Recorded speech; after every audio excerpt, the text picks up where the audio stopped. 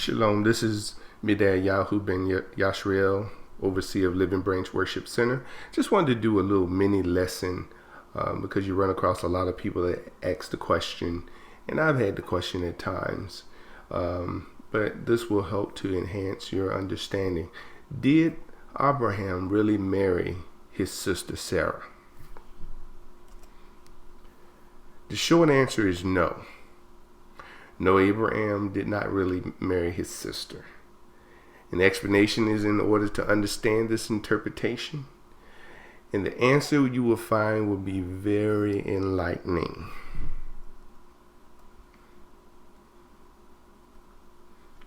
So let's go to the scripture. Let's look at Bereshit of Genesis 11, verse 29, and chapter 14, verse 12 and 16.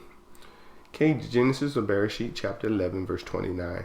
And Abram and Norah took them wives, and the name of Abram's wife was Sarah, and the name of Nahor's wife was Milcah, the daughters of Haran, the father of Milcah and the father of Iscah. Let's look at two verses dealing with Abram and Lot, okay, because this will help give us some understanding. Okay, it's Genesis or Bereshit, chapter 14, verse 12. And they took Lot or Lut, Abram's brother's son, who dwelt in Sodom, and his goods, and departed. Go to verse 16. And he brought back all the goods, and also brought again his brother Lot or Lut, and his goods, and the women also, and the people. Now let's look at some notes here. Just want you to some things that we should point out to you. First, notice in Genesis or Bereshit chapter 14 verse 12, Lot is called Abram's brother's son. In modern day's term, that's nephew, as we would say today. And then in Genesis or Bereshit 14 verse 16, Lot is called Abram's brother. One might suggest that in Abraham's days, the word brother could be understood also to include nephew. Let me suggest that the same is true for the word sister.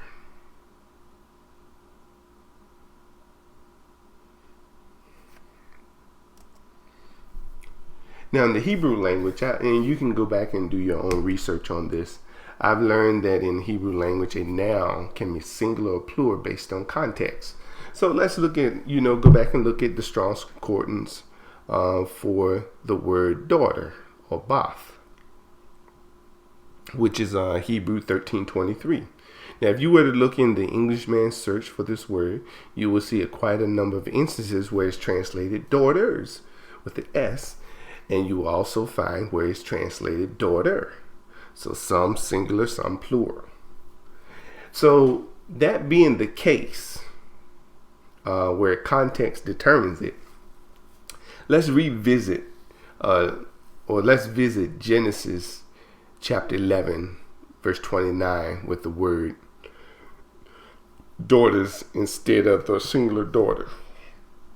Okay, and Abram and Nahor took them wives. The name of Abram's wife was Sarah, and the name of Nahor's wife Milcah, and the daughters of Haran, and the father of Milcah and the father of Iscah. Interesting, isn't it? That makes more grammatical sense for that particular scripture. Now, there is a witness, even though the book of Yasher is, not inspired, but it's mentioned twice in the text, and we should examine it. Okay, Yasher, or Jasher, chapter 12, verse 44. At the time, Nahor and Abram took unto themselves wives, the daughter of their brother Haran, and the wife of Nahor was Milcah, and the wife of the name of Abram's wife was Sarah, and Sarah, wife of Abram, was barren. she had no offspring in those days. Nahor had just died before they took his daughters as wives. Abram then also took upon himself to take care of his nephew, which was Lot. Other information, we know also that according to the book of Yashar, Abram spent a number of years living in the house of Shem, being taught the Torah, or the law of Elohim. So Abram knew Elohim's law, and would have he knew it well, and would have known it was improper to marry his sister. And you can find also where it talks about Abram in Bereshit that the father said, Yahuwah said, that he obeyed all his laws, his statutes, his commandments. He kept them. So the father said this of him also. So what's the conclusion? Sarah was actually Abraham's niece. So let's go and look at Leviticus 18, and it does not prohibit the marriage of a man and his niece. That's according to the Torah.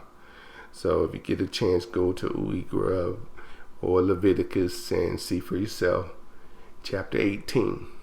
So I hope you enjoyed this mini lesson, and if you, I did see one little place where it was in where it should have said include. So just continue to pray as we bring out these mini lessons, and Yahuwah bless you and keep you. Yahuwah barak you. In the name of Messiah Yahusha. Hallel to Yahuwah. Amen.